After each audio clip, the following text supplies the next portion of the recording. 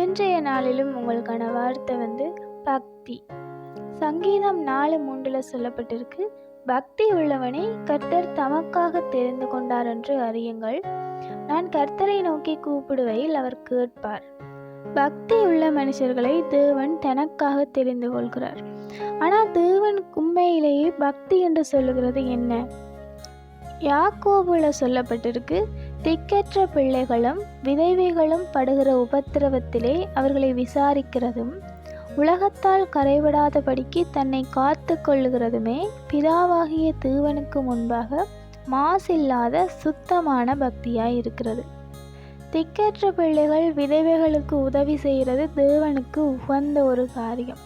உலகத்தால் கரைபடாதபடிக்கு தன்னை காத்து கொள்ள வேணும். உலகத்துக்கு ஒத்த வேஷம் தெரியாதிருங்கள் என்று வேதத்தில் சொல்லப்பட்டிருக்கு. உலகத்தை வெறுக்கிறது, அதாவது ஜீவனுக்காக உலகத்தை வெறுக்க வேண்டும் என்று ஆண்டவர் சொல்கிறார். அப்போ உலகத்துக்கு ஒத்த வேஷம் தெரியாமல் உலகத்தால் கரைபடாதபடிக்கு தன்னை காத்து கொள்ளுகிறது தேவனுக்கு முன்பாக சுத்தமான பக்தியாக இருக்குது என்று சொல்லப்பட்டிருக்கு. அதுக்கு மேலே பார்த்தா, ஒருவன் தன்னுடைய நாவை அடக்குகிறது தான் தேவனுக்கு முன்னால் தேவ பக்தி உள்ளவன் என்று சொல்லப்பட்டிருக்கு.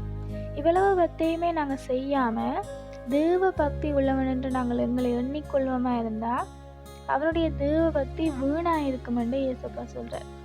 அப்போ தேவனுக்கு உகந்த பக்தி எது, எந்த பக்தியை தேவன் சொல்லுகிறார் என்று நாங்கள் ஆராய்ந்து தேவனுக்கு பிரியமானவர்களாய் நாங்கள் நடந்து கொள்ளணும். இவற்றை எல்லாம் நாங்கள் செய்வோமாக இருந்தால் அது தேவனுக்கு உகந்த பக்தியாக இருக்குது. அப்படி பக்தி உள்ளவர்களை தேவன் தனக்கென்று தெரிந்து கொள்கிறாராம். அவர்களை தேவன் உயர்த்துவார், தனக்கென்று தெரிந்து கொண்டு அவர்களை வல்லமையாக பயன்படுத்துவார். அப்படி நாங்கள் செய்கிற பட்சத்தில் தேவனை நோக்கி நாங்கள் கூப்பிடும்போது அது அவருக்கு கேட்கும். அதனால் நாங்கள் தேவனுக்கு உகந்த பக்தி எதென்று தெரிந்து கொண்டு அந்த பக்தி உடையவர்களாய் நடந்து கொள்வோம். Have a beautiful day.